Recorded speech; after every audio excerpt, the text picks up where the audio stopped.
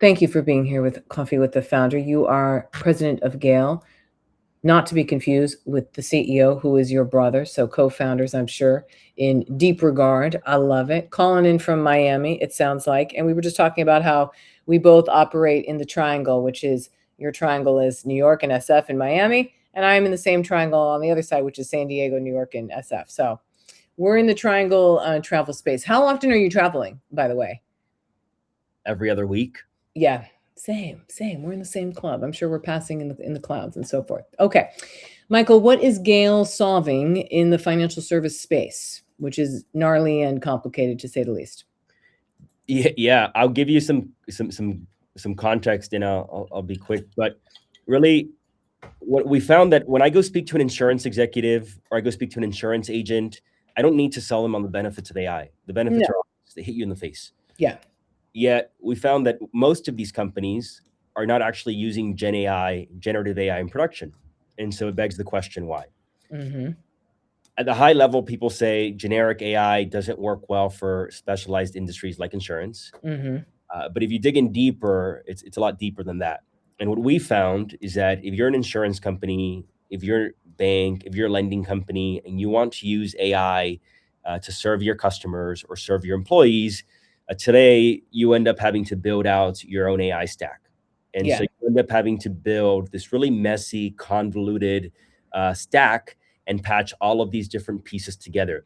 And the problem is that most of these insurance agencies, most of these insurance companies, most banks, they don't have the technical resources, the knowledge, or even if they did, the desire to build all of this in-house. Mm-hmm. Always joke around. It's like going to shop for a car, but You were instead of mentioning this, yeah. car, they give you the wheels, the engine, the seats, and they tell The you windshield wipers, as I said, and you're just like, the hell is this? Yeah. exactly. And so the problem that we're solving is exactly that, which is instead of you having to go ahead and build it yourself and manage all of these different vendors and providers yourself, you come to Gale and we're going to give you all of the tools you need to serve your customers and also serve your team from one single platform. And we're going to make it very easy to use, configurable, pre-built for your industry and for your company. So if you're an insurance company or you're an insurance agency and you want to use conversational AI to serve your customers, process claims, to schedule appointments with your underwriters or your agents, you can go ahead and just use Gale for that.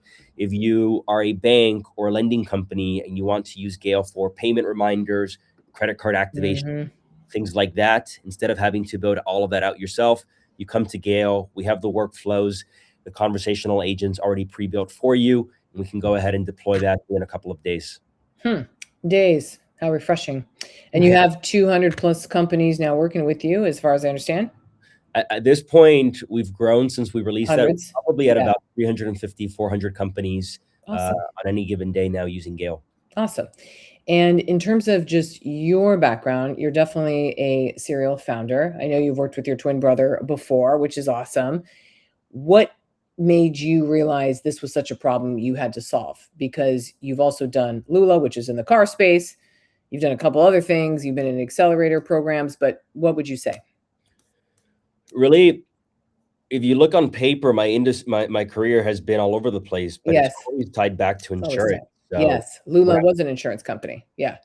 When I was in college, I built the first app that allowed college kids under the age of 25 to rent cars without restrictions. So that app went viral and it became one of the top apps on the App Store. Yeah. The reason for that was the X factor was we figured out how to get insurance coverage for people under the age of 25 to rent cars.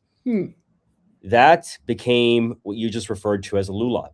Yeah. And Lula was a platform that if you were a car rental company or a trucking company and you wanted to go ahead and manage all of your insurance needs from one single provider, you come to Lula. So you come to Lula and you purchase insurance through the platform. You can manage all of your policies, manage all of your claims, manage all of the background checks and identity verification of your customers or employees. All of that could be managed through Lula. So again, that was very much insurance oriented. I got a lot of exposure to insurance companies, insurance agents. Yeah. A portion of the business was an insurance agency itself. And so we had a lot of exposure to this industry. Oh, so you actually became an insurance company yourself in this? We had an insurance agency. Agency, okay. and that was That's called selling. like a verticalization. There you go. You're just Yeah, selling the whole thing. it was fully verticalized, and by the time the company got acquired, we were serving about 6,000 businesses on a daily basis, and we were serving anywhere from 8 to 10 million people annually. So really, if you look at that, that was really what prefaced Gale. And again, just you look my career on paper, you're like, where does What's insurance? going on? Yes. Really, it's followed me throughout my entire career.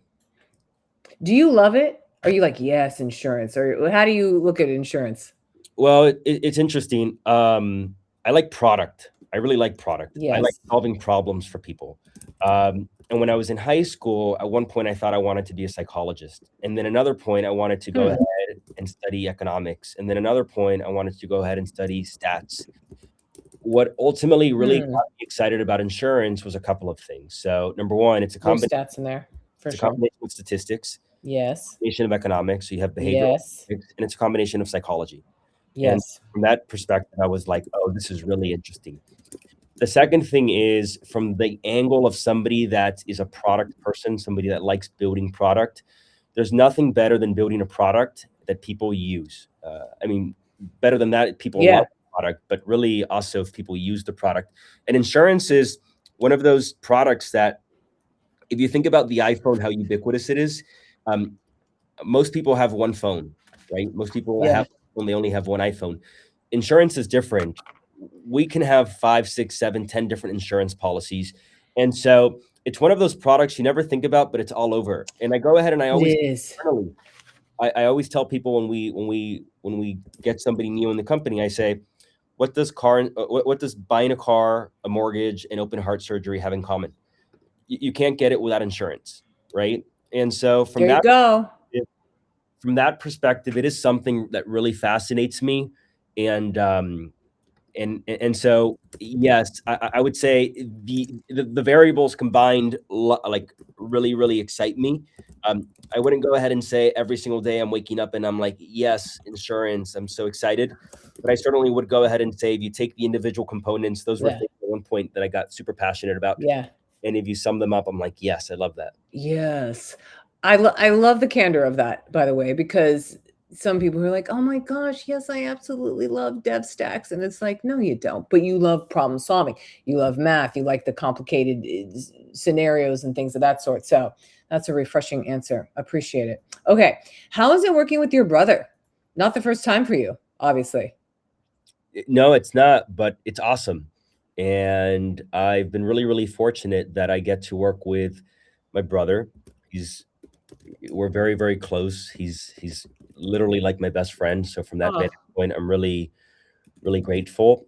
And then it's somebody that I can trust. It's somebody that I know that if I'm doing something stupid, he's going to go ahead and call me out. He's going to tell you. Yes. Exactly. And I know that's somebody that doesn't have isn't looking to stab me in the back, right? Yes. So it's been a really awesome ride, and sometimes we're either traveling together or experience something together, and we look at each other and we're like, wow, can you believe this is our life? How fortunate are we? I love that. I just did a recording earlier, which is why if you see the same outfit on me on the day, and this lovely founder her co-founder is her husband of 25 plus years. And it's a huge plus in her case for venture, because they're like, oh, wow, you've already done double decades with this person. Like, this is going nowhere in terms of an issue. For you two, it's like, okay, we're here as blood. So that's not going anywhere sideways soon. There's more and more of these duos I'm finding, familial or by marriage type of partnerships happening. At least I'm getting a bunch of them on this show. So there's something to it.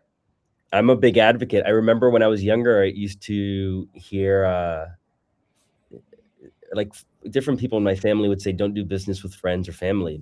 And I grew up thinking I've never thought that. Yeah. I grew up thinking that. And then now that I'm on the other side of things, yeah, and said, so what's the alternative? Doing business with a stranger, doing business with somebody that you can't trust. And I found that I very much enjoy working with family, and I very much enjoy working with friends. Yeah. And Same. yeah, I'm one of those people that I'm really fortunate in that I genuinely really enjoy what I do. And Mhm. so You want to do it with those you enjoy too, right? you're exactly correct. Mm. Michael, I think this is a under talked about topic overall in the venture space. Like if you're really loving what you do, why not be doing it with people you already love, let's say? Or what I have found to be so often the case, and like doing this show for a while now, is the fun of coming back and doing the next company with the people you've already worked a long time with, let's say. And as I call it, founderitis. You can't help but solve the next thing, and you want to, and it's so fun. And you want to do it with the people you've already done it though with. That's the fun. Oh, absolutely. Yeah. My brother's always says it. He says, imagine you go ahead and play video games like Call of Duty or something. Yeah. First time you go through the campaign mode, Yeah. you get your butt kicked. Yeah. The second time you go ahead and you play it, you're like, all right, I already know this story mode. I'm going to get through it by the third or fourth time, it's pretty easy. And it's exactly that. At least that's how I feel with a company, which is our first company. We made every single mistake in the book. Of course. And so we were able to get an opportunity, to your point, to run it back with people that we worked with at the prior company. And it is a lot more fun. It is a lot more fun knowing what I'm good at. Yes. Yes. Knowing what I'm bad at and saying, Yeah. I'm not even going to try to get I'm to not that. that. So Yes, you exactly. handle it for me, or I'll handle it for you. And I feel like there's a lot less, one of our interns taught me this word, there's a lot less LARPing, a lot less fake of LARPing. It's apparently the young kids are saying it nowadays as a word of almost like faking it. Yeah. And I don't need to fake it. If I'm bad at something, I'll just go ahead and say, I'm bad at this. You're good at it. Go ahead and do it for me. Whereas in my prior company, I don't know if it was insecurity or I just didn't know I could say I'm good at something. I try to manage it. I'd be really bad at it. And I'd go ahead and hate my life for 4 days as I tried to figure that out. By the way, LARPing, live action role playing slang, refers to acting out of persona or faking expertise in real life, often used derogatorily to describe someone pretending to be something they're not, such as a political extremist, a poser. There you go. Don't be a LARP, Michael. Don't be a LARP. So many first founders are, though. That's called faking it till you make it, or whatever the hell we're doing. Oh, man. Okay. What recently became clear to you, Michael?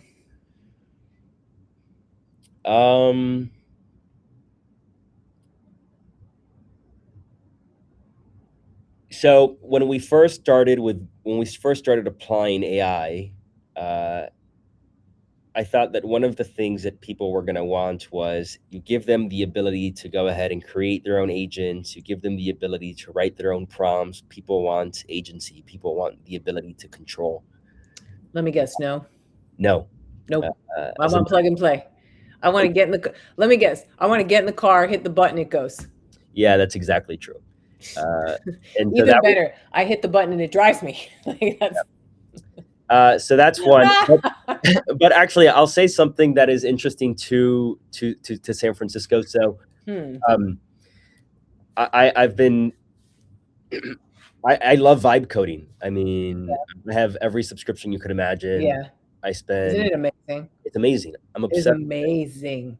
It is as amazing as the Tesla driving itself. Like I was in this weekend, like going around, and I'm like, it's utterly magic. And so when you have technology that feels like magic, I think that is the most fun being in our world of technology. We're like, oh, it is magic. You could not fathom this 10 years ago happening. You couldn't. No. I mean, you imagine it, but you do like, here I am in a car and I'm not touching the wheel. Ridiculous. So yes, same thing with vibe coding. Like I just speak it and it now exists. I love vibe coding. Yet, so this is what I was going to say, that like what has become clear to me, I don't find myself saying I'm going to replace my Salesforce or my HubSpot. I find myself saying, how can I go ahead and build more for my customers? So from that perspective, what's been clear is that I think the SaaS apocalypse is a bit overplayed, and people go ahead and say, no, that's not right. We're going to go ahead and build our own AI. And I go ahead and say, okay, I had this conversation recently in a steakhouse. And I said, oh, what are we doing right now? We're at a freaking steakhouse. I promise you, cooking steak is 20 times easier than vibe coding your own CRM. Yet you are at a steakhouse because you don't want to cook your own steak. Liz, Michael, yes, I love this analogy. I love this analogy. It goes back to something I just call overall in tech, which is just because we can doesn't mean we should. Mm-hmm. And just because I can doesn't mean I want to as the Mm-hmm. consumer or the customer. Yep. That I think is the unlock. Another analogy of it I love is like, yes, I can sew. I literally can sew. I don't want to sew my clothes, Michael. I do not.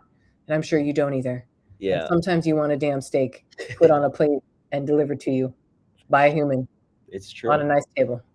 It's true. So a good unlock. I like that. Or good recently it became true type of thing. Okay.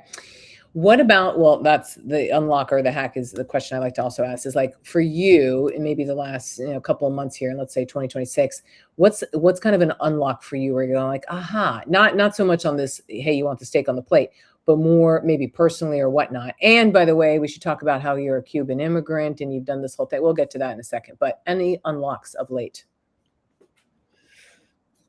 It's just going back to it because I Yeah. think it's a fun topic, but a huge unlock for me has been from a product perspective, prototyping. So the ability to go ahead and take this abstract concept in your brain, Mm. go ahead and make it something tangible, something concrete that you can go to your engineering team and say, hey, I don't need to write this 4-page PRD. I'm going to go ahead and just build a prototype and hand it over to you. That's been a huge unlock. We've seen product velocity and the pace at which we're pushing commits and all of that has been has gotten a lot faster. So that's been a big unlock, and it's made work a lot more fun. Oh, that's great. Design, right? Right now we have one designer in the company, and he's great, but he's extremely he has a lot on his plate. So we're able to go ahead and take his design requirements, his design specs, and we're able to go ahead and start applying them to other parts of the business, whether it's for marketing materials, for case studies, presentations. We're really able to go ahead, and it's like giving Evan steroids. That's been a huge unlock for us as well. Isn't it fun when you find an unlock too, by the way? Yeah. It really gets you like going on things. If you ask me, I'm just like, yes. The problem is I walk down the street and I want somebody to randomly ask me about what I'm doing for design so I can go talk about it. I'm like, yes, especially when you start like getting into the thing, you're like, please, this is what I have with watching movies. I cannot watch movies by myself, most likely, because I want to talk and discuss at length what I saw, what it was, what was the film, and it's bad for me. So I feel you on this. Cool. Michael, what else have you learned in the fundraising process doing a fandangled venture-backed startup? I'll say 3 quick things on the topic. The first thing is that the best way to really, a lot of founders I've been successful fundraising. Founders often ask me for advice, and I'm like, the best thing you can do for fundraising is build a solid business. Yes. Because they will find you, they will hound you then too, is what I always hear too with founders, is like you will get the inbound once the smoke is going out. Correct. So that's been one point of I can't control whether VCs get excited by my business or not. Yeah. What I could control is whether I build a good business. And so one of the biggest unlocks for me was I remember my first company out of my dorm room. I knew the presentation. I pitched it extremely well. I had won pitch competitions, yet I was very unsuccessful in fundraising. When we pivoted the business post-pandemic, the numbers were really good almost immediately, and yet the pitch was really bad. I had never really practiced it. I had never gotten out in front of people. But fundraising was a million times easier for us. And it was really the quality of the business, the quality of the product, the quality of the traction. So that's a really big unlock. If you're looking to fundraise, you're going to spend 10 hours trying to pitch investors, or you can spend 10 hours trying to focus on your customers, trying to solve their problems. Go ahead and focus on the customer. Love this insight, Michael, because so often, have you seen those like meme things where people are just like, oh yeah, I just showed up. Oh, I don't have a deck. I don't have any presentation. Their hair is all fandangled all over, but they're a disaster, right? As a founder, like I don't even care. It's like I don't even know. And, we're up 400% from last month. And, we're making 7 million this month. And I don't know what it doesn't matter. Like, you could be horrendous almost if the business stands on its own. You're exactly. Isn't that crazy? Yeah. So that's the first thing that's the first thing that I would tell people. It's almost like, if you want to optimize for fundraising, don't optimize the fundraise, optimize the business, right? So that's the first thing. The second thing that I go ahead and I tell people from a fundraising perspective is, as it pertains to your story, you may enjoy this. I love a story narrative hint or take. Go ahead. Prior to going into a proper fundraise, I tend to go ahead, and I actually took this from a book. It's called The Secrets of Steve Jobs' Presentations. And it's a fantastic book. And it talks about the way that Steve Jobs would present and the way that he would sell. It's about his presentation, but it actually ended up being probably the best sales book I've ever read. Ooh, good tip. Okay, we'll put that in the show notes. Thanks. Yeah, no problem. One of the things that surprised me about that is Steve Jobs, for a presentation, would practice upwards of 90 to 100 hours for a single presentation, right? And he was even going ahead and practicing his ums and his uhs to go ahead and make it feel natural. And I did not know this. This is an unlock for me. Go ahead. Yeah. So the point there is that really seed, Series A, those are, the numbers matter. Numbers matter a little bit more at the Series A, but those are still narrative-based fundraising processes, whereas the narrative is probably more than 50% of the story. At the seed level, it's maybe 70 to 80% of the fundraising process, narrative based. At the Series A, maybe it's 60, 70%. At the Series B, really it flips and you start getting comped to public markets and things like that. But yes. It very much is the narrative. And so you have to practice it, and you have to practice it in the shower, while you drive, while you take a walk. Expect that you're going to go ahead and practice and refine this pitch for 80, 90, 100 hours before you go ahead and actually start getting on the fundraising circuit. And if you don't, well, that's perfectly fine, but don't expect optimal results unless your numbers are absurd, right? So the second thing is practice your pitch. Practice. And then the third thing from a fundraising perspective is, the third tip that I would go ahead and give people is, you really want to go ahead and understand your audience.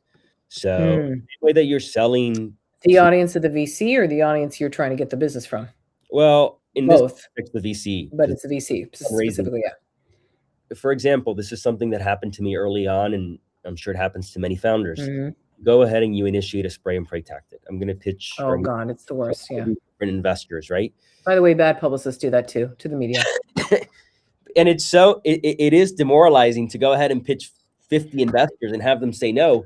But I remember one time I was looking at this, and I'm like, one of my friends, he had been a little bit ahead of me. He said, "Dude, you're like doing this completely wrong. You've pitched like 50 investors, yet the majority of them would never even invest in your sector. Go on their website. It says they're like biotech investors or consumer tech investors. So you're just like pretty much wasting this energy and this time on people that if you had just researched them a little targeted, yes. So that was, but the biggest thing, this is one thing that people don't realize. All of our big, and when founders go ahead and like cuss out the VC or their investors or partners and they feel good about it, I'm like, it's not good. You're an idiot, because every single one of our big investors, Next Few Ventures, passed on us 3 or 4 times before they invested. Coastal Ventures, all of them passed on us before they went ahead and invested. And what would I do? I went ahead and every quarter, every couple of months, Grace, I said, thank you for the feedback. That is fair. And every couple of months, I would send them investor updates addressing the points that they went ahead and told me. And ultimately, those have been my investors throughout both companies. Yeah. Man, I love that input. And it's a strong thread through that I've heard consistently, which is you can wear them down. When you accomplish every single thing off their ticked off list. Here's 7 bullet points. We're passing this, this, this. And then you get to 5, and then you get to 4, and then you get to 2, and then you have the numbers. It's like you are out of reasons to say no, unless they create more. But man, you can wear down VCs. You can. Yeah. But it takes time, and it takes that diligence that you're talking about of like, I will hound you every month. Yeah. And it's you will hear from me. It's important to know, are they saying no to you, or are they saying no to your business right now? Because big time. And they're going ahead and saying no to the business right now. And good distinction. Yeah. If they don't like you, they don't like Cuba, they don't like you, whatever. You don't like your hat, Michael, forget it. But exactly. If it's a business. And the other thing is, especially earlier on in my career, I was really bad at reading people. So there were times where I remember this really prominent investor. I won't say their name, but I got out of the meeting and I said, this meeting went horrible. They did not like me at all. No energy, no rapport, nothing. Only 3 days later to find out they were singing praises, and they ended up becoming one of our biggest investors. And it's just, I read them poorly. How did you, okay, to end us, because I know we're going over, to end us, how did you get better, or is it simply reps over time of the reading of people? Do you have a hack for that, or was it just reps? Reps. Yeah, reps. Reps. Boom. Reps. Good. Lots and lots of reps over time. Yeah. Trust Michael, thank you for being here. Yeah, thank you for having me. Seriously, this was an absolute delight. Love the points. Wear those VCs down. It can work. With grace. Very good. Appreciate you, Michael. Thank you so much. Chat to you soon. See ya. Bye.